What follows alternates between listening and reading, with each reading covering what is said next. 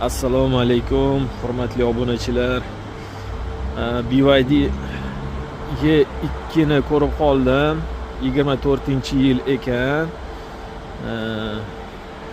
Mana shu ahvolni ko'rib qoldim. Endi plus minus mashina sveji 24-yil, 1 yil plus minus 1,5 yil o'tgan ekan. Mana shu joyini ko'rib qoldim. 1 oy bo'ldi. Mana shu urganingizga 1 oy bo'ldimi? Voy! Zanglab ketganini ko'rasizlarmi? 1 oylik anaqaga.